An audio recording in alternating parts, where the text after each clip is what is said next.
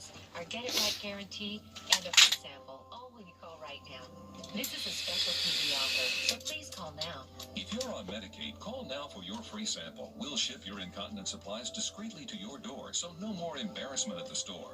Active Style is the most convenient way to get your incontinence supplies, and it costs you nothing.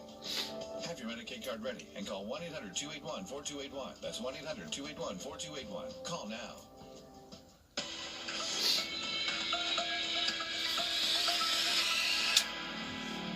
21-year-old Jamie Hart had been sexually assaulted and left to die on the side of a busy roadway. I could barely function. All I could think about was loss, that she's gone from my life forever. Jamie's boyfriend, Chuck Cruz, then 24, says right after the murder, he took off to Baytown, Texas, Jamie's hometown. About the only thing that I remember her father asking me is, when are you coming down?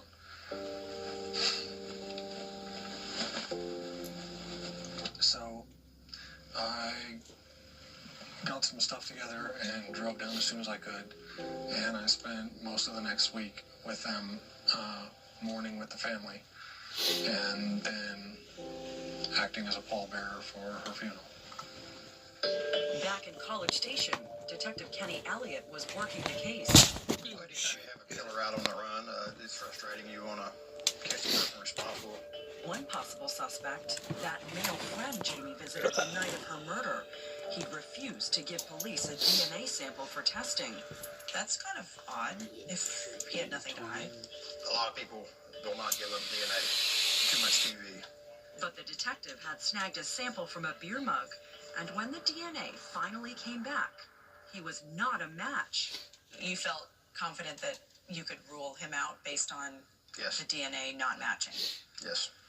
But even before the DNA test cleared Jamie's friend, the detective was already looking for other suspects, and his attention quickly landed on someone very close to the victim, her boyfriend. The questions that they asked focused on where was I the night before, what had I been doing. Looking at you as a possible suspect. It didn't really occur to me that that was what they were doing. I just thought they were asking for information. Chuck told the detective that before Jamie was killed, he hadn't seen her for 2 days. On the night of the murder, he said he was at home. I was playing computer games like a good nerd. Did you have anyone there to corroborate your alibi? I think my roommates were there, but they were both asleep. I had nobody right there sitting there with me. So the boyfriend's alibi wasn't solid. And as they spoke, the detective was looking carefully for signs he might be hiding something. Yes, it's cooperative. Apprehensive. He said everything was fine in their relationship. The detective asked Chuck for DNA, and he said yes. And when they asked him for a polygraph, he agreed to that too. But here's the thing with that last part, the polygraph. Failed the test. That's a bad sign for you, right? That's a bad sign for him. Yes.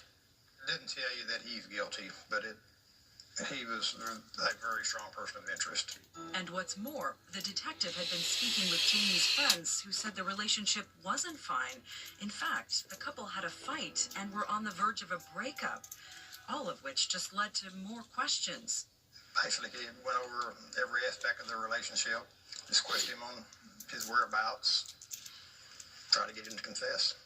And if a failed polygraph wasn't suspicious enough, then listen to what the detective says Chuck told him next. He said he had done some bad things and wouldn't tell us what. Did you look him in the eyes and say, is one of those bad things killing Jamie Hart? I did.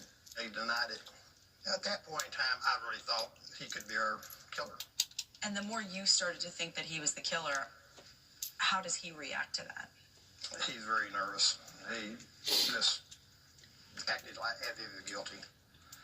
Chuck was free to go, but as authorities waited for his DNA to be processed, the detective developed a theory of the crime that made sense to him. He was in love with her. He didn't want to lose her, and they were having some issues in their relationship. So the boyfriend, a likely suspect, was in the crosshairs, but when the DNA results came back... The DNA was not a match. So were you able to rule out Chuck Cruz then, once you got that DNA check? I didn't rule him out completely, no. that was enough for you with the friend who she was with the night before. You ruled him out after you got the DNA, correct? I did. The other guy wasn't her boyfriend. He hadn't flunked polygraphs. He wasn't in a bad relationship with her. Chuck was. But they didn't arrest Chuck. Months went by, and the detective kept investigating him. Authorities seized his computer, searched his car. All the while, Chuck was saying they were looking at the wrong guy. There's a lot of people that won't confess to a murder for obvious reasons. At that point, he was a strong person of interest, but I still didn't know if he was my killer, so we continued the search. The investigation dragged on. Life for the students on campus began to go back to normal. But when police were called to the scene of one house party, it wasn't because of noise or underage drinking. Another woman was in a fight for her life. Coming up, a student at a party ends up a prisoner in a stranger's apartment. Immediately he grabs me and starts choking me again. When Dateline continues.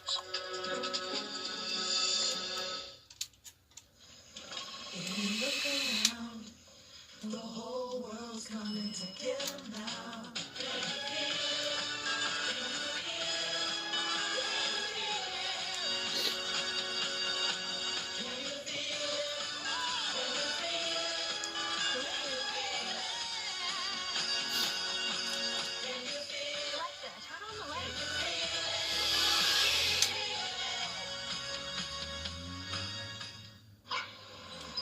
I was so embarrassed about paying too much for this car, I went into hiding in this undisclosed location. That used car website had the price all wrong. Carfax has a better way at Car.